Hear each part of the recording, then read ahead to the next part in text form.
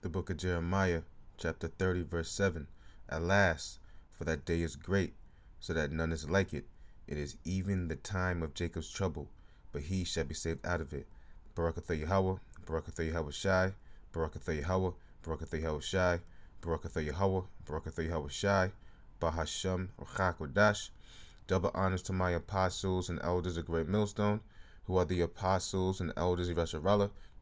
Peace and salutations to the Bayaf Dawadah, the house of David, the hopeful elect. And I'm about to play a quick video of the up and coming diesel uh situation. All right, because they're getting ready to run out of diesel. Okay, and that could very well cause Jacob's trouble. Okay, and they actually mentioned this earlier a couple months ago. Okay, that there will be a diesel shortage, and we all know. Okay, those that are in the know, the hopeful elect, that we're not ignorant of Satan's devices, and we're gonna get that. Okay, because like I said before, okay, everything runs on diesel. Your trucks, okay, your major trucks, there's 18 wheelers, okay, they deliver everything, man. Okay, everything, and you're gonna hear, okay, in this video, all right, that you gotta understand that all these trucks, these 18 wheelers that deliver your food, that deliver your water, that deliver your clothes, okay, all right, that gas up other companies, all right, they all run on diesel fuel. You see, this is 2 Corinthians 2:11. It says, "Lest Satan should get an advantage of us, for we are not ignorant of his devices." And we know this is all to bring in ultimately the MOTB, okay, which is the basically bringing in their order out of chaos, Hegelian dialectic. All right, and like I said before, this very well, and this is supposed to happen, in the next couple weeks. But like I said, this could very well bring in Jacob's trouble. But I want to get a couple scriptures just to show you how the prophets of old have warned you so-called Black Spanish Americans of these things to come. And the prophets now, starting with the apostles and elders of Great Millstone, and the prophets all the way down to the youngest brother. We've been warning you people, okay, about Jacob's trouble. We've been warning you people that a major famine, okay, is getting ready to come upon the whole world. All right. And now it's looking like the time is almost here, man. Okay? Because these things are going to happen. All right? Okay? Let me get Daniel, because this is gonna be bad, man. All right, and those of you that don't have Yahweh Bashim Yahweh Shai hasn't been meditating on the things to come, Jacob's trouble, okay, and haven't been building your faith, all right, it's over for you, man. Okay?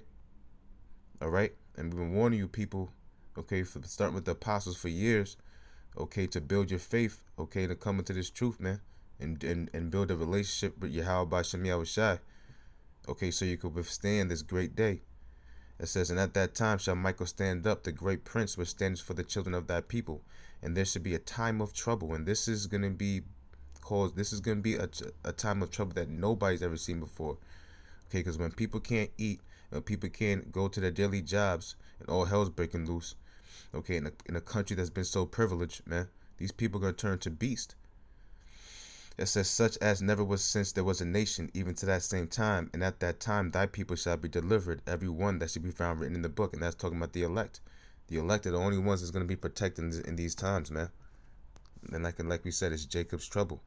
And ultimately, Jacob's trouble is going to bring in the hour of temptation. All right? These things are getting ready to happen, and a lot of people's getting ready to die, man. All right, a lot of death is getting ready to happen. This is 2 Ezra 15 and 15. It says 14. It says, "Woe to the world and them that dwell therein, for the sword and their destruction draweth nigh, and one people shall stand up and fight against another with swords in their hands." It says, and that's talking about what? Your modern day guns. All right, there's gonna be race wars, political wars. Why is that going to happen? Because when people see that this country ultimately is crumbling, they're going to look to blame any one of their common enemies, man. Like I said, political race wars, the left against the right. All right, because when this goes down, who are they going to blame it on? Okay, you're gonna have these rednecks blaming it on the Democrat, and predominantly Democrats, mostly you so-called blacks, Native Americans. So like I said, that's gonna ultimately start, a different types of wars, man. Okay, when people can't go to their jobs and can't eat their food because of the lack of gas and diesel fuel. All right, and things start crumbling right before their eyes. They're gonna come against the government. 16, it says, "For there shall be sedition among men." Sedition means uprising against the government, and when this happens, you better believe people are gonna uprise against the government, man. For there shall be sedition among men, and invading one another. They shall not regard their kings nor princes, and the course of their actions shall stand in the power. Because people all know, all right, because this is the time of knowledge increasing. A lot of people, and through the web, a lot of people are finding out, okay, about these secret societies and that this government is not for them, man. Okay, a lot of people are seeing that these things are intentionally happening. So when it does happen, when it does go down, these people are gonna come after go right to the government, man, and they're gonna be major uproars, just like what happened 2 years ago at the White House. But that's gonna be that times 1,000, which we all know that was orchestrated, right? It says, "A man shall desire to go into a city." Let me go read 16 again. "For there shall be sedition among men, and invading one another. They shall not regard their kings nor princes," your presidents, your governors, your policemen. Okay?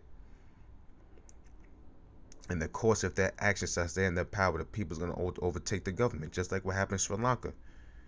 It says, "A man shall desire to go into a city and shall not be able." Martial law is going to be checkpoints. They're going to bring in the military because they're going to overtake the police. "For because of their pride, the city shall be troubled, and the houses shall be destroyed, and men shall be afraid." Because this is going to go, like I said, people are going to be like animals out here, beasts out here, man. A lot of killing, a lot of death, a lot of gunshots. Okay? There's going to be a lot of shell shock for people, man. It said, "A man shall have no pity upon his neighbor, but shall destroy their houses with the sword, and spoil their goods, because of the lack of bread and for great tribulation." That's Jacob's trouble. And this is what's getting ready to happen. And like I said before, I speak as a man, but this very well, the video I'm about to show you, can bring about Jacob's trouble.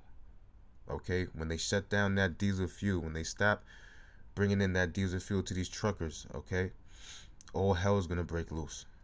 All right? So I'm going to play this video. With that, I'd like to give all praises, honor, and glory to Yahweh, Bahashem, Yahweh Shai, Bahashem, Machak Wadash. Double honors to my apostles and elders of Great Millstone, who are the apostles and elders of Yasharallah. Peace and salutations to the Bayaf Dawadah, the house of David Ophalek. So till next time, Shalom. Thanks to the Biden administration's religious war in Ukraine, this country is about to run out of diesel fuel. According to data from the Energy Information Administration, by the Monday of Thanksgiving week, that's 25 days from now, there will be no more diesel. So what's going to happen then? Well, everything will stop. That means trucks and trains and barges all unable to move. Farm equipment will shut down. There will be no deliveries because there will be no trucks. There will be no diesel generators. And then inevitably our economy will crash because everything runs on diesel fuel. Not on solar panels, not on wind farms, on diesel fuel. Diesel is not a negotiable commodity. You have to have diesel. So what happens when we don't have it? Well, yesterday, Fox's Jackie Heinrich, apparently alone in the White House press corps, asked the White House spokesman, John Kirby, that very question. What's the plan here? We're running out of diesel. John Kirby, standing at the podium, representing the White House, the President of the United States, the administration, the largest organization in human history, the executive branch of government, had no answer. But don't worry, he said, we will be exporting plenty of energy to Europe to help fight that progressive crusade in Ukraine. Watch. What are we doing to increase the supply of diesel, given that the Energy Information Administration said as of October 14th, the U.S. only had about a 25-day supply. You have the Northeast and New York already rationing home heating oil. What are we doing to prepare for the winter and to ramp up supply of diesel? I'll take the question on the diesel because I just don't have the data on that in front of me. So let me take that and we'll get back to you on that. But writ large, the president has been working very, very hard to make sure that we're that not only are we ready for fluctuations that could come, and of course the prices are going down, and we think that's important, but that we are also doing what we can to help our European friends and partners who are also going to be facing a long, cold winter. We have doubled our commitment. The commitment he made in March for natural gas exports to Europe, we've doubled that commitment in terms of actual, getting things over there, getting natural gas over there. And we are working with foreign suppliers of natural gas and oil to see if we can't help our European partners diversify their own storage and supplies. So just pause and savor the irony here just for a moment, because now everything is irony. They've been telling you for decades, since Al Gore left the White House, that the single greatest threat to the world was warming, and because of their efforts to fight warming, you are in danger of freezing. And unlike warming, freezing actually kills people, a lot of people every year, and it will kill people in the West this year thanks to their efforts to fight warming. Okay. The second thing to notice is the White House spokesman's totally uninterested, blasé response to the most basic question anyone could ask, which is, what are we doing about the fact we're running out of diesel fuel? And he has no idea, and he's not embarrassed that he has no idea. The problem is, at this point, there may not be an answer, because there may not be a way to avoid a disaster. Diesel fuel is not just low in this country, it's low in every Western nation that has aligned itself with Ukraine. All these nations preparing for World War Trans are running out of diesel fuel. As New York Magazine has reported, the last time there was this little supply of diesel, there were about 3.5 billion fewer people on the planet. Well, that puts it in perspective. So the Biden administration responded, as you know, earlier this year to rising gas prices, which they feared above all because the midterms are coming in 2 weeks, by tapping the strategic petroleum reserves. But that will not work here. The Northeast Home Heating Oil Reserve contains 1 million barrels of diesel in case of emergencies. The problem is that demand is so high across the board that, according to the Washington Post, even if the Biden administration used every single barrel in that stockpile would be empty in less than 6 hours.